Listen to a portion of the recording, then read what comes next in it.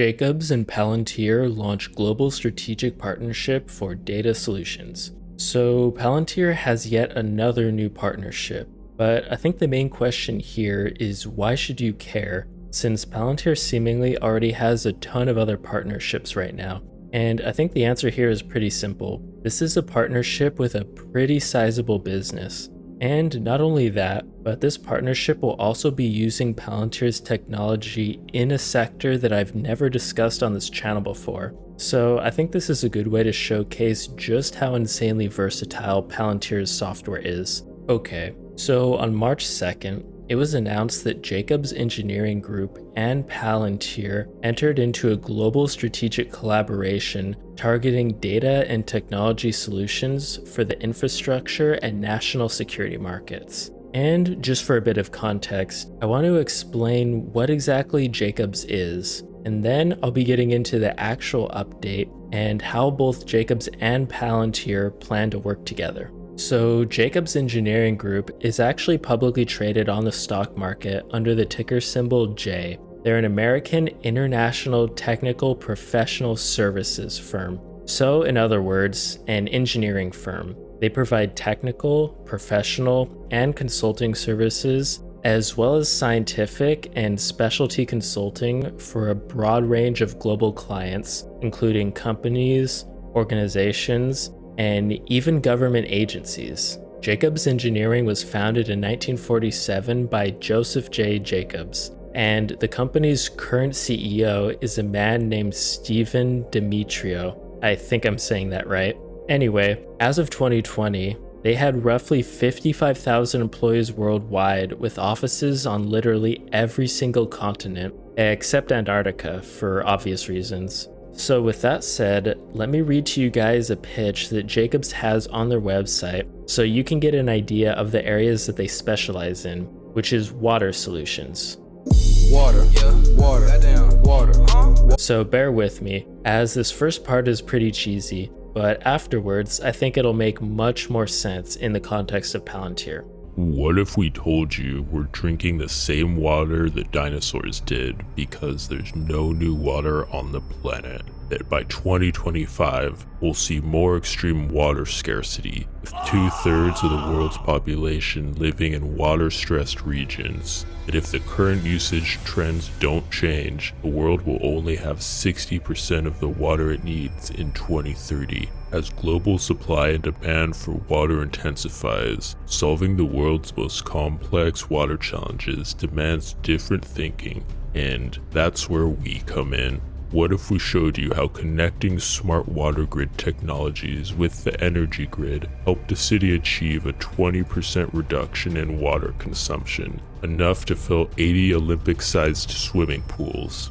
How a groundbreaking portable reuse project is enhancing an at-risk region's long-term groundwater supply and helping address environmental pressures such as restoration, sea level rise, saltwater intrusion.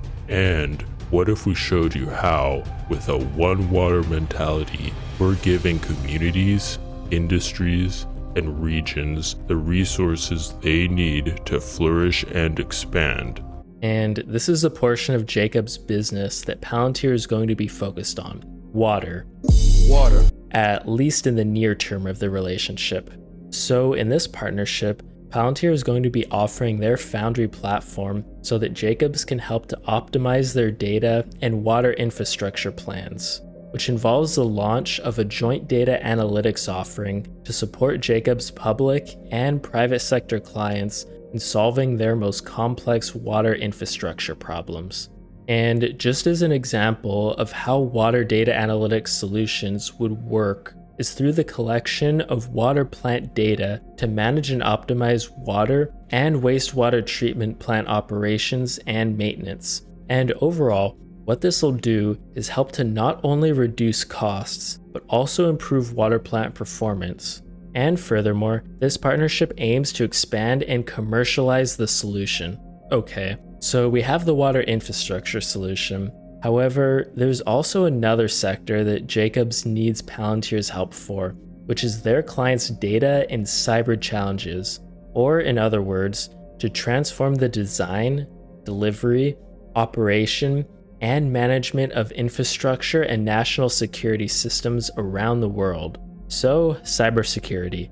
And when asked about this partnership, Jacobs CEO Steve stated, Jacobs' leadership in the water sector and proven industrial AI and software solutions, combined with Palantir's best-in-class platform, will deliver innovative solutions to our global network of water infrastructure clients, and in the process, unlock new opportunities to create a more connected and sustainable world.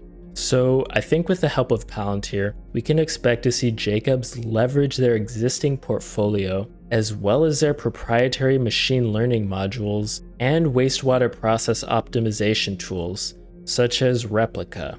And all Replica is simulation software that provides a unique method for modeling realistic water system behavior. Replica integrates hydraulics instrumentation, controls, and process treatment in a customizable and dynamic simulation platform, which is actually pretty cool, as I think it demonstrates just how technologically inclined and advanced of a business Jacobs is, especially considering I've never even heard of this company until now.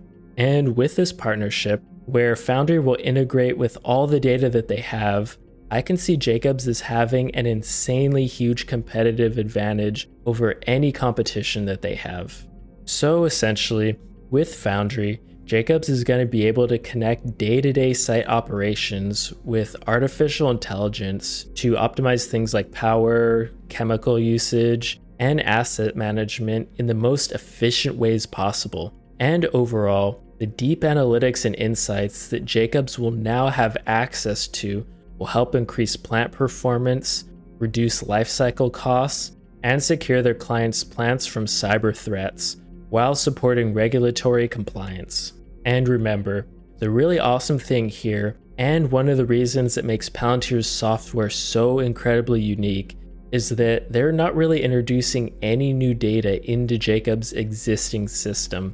All Palantir is doing is collecting data that Jacobs already has and intelligently arranging that data for them in one place, where Jacobs engineers can then filter through Palantir's custom filtering options to see where cost savings and optimizations can be made.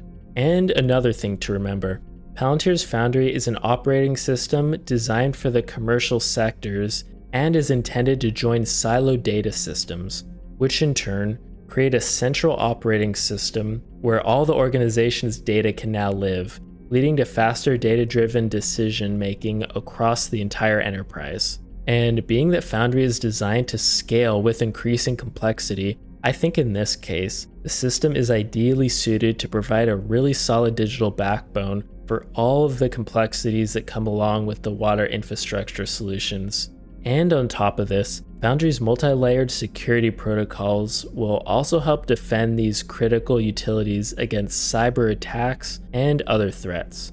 So not only is Jacobs getting all of their data in one place and the ability to save money and improve efficiency, but they're also getting the added benefit of superior cybersecurity with Palantir's systems.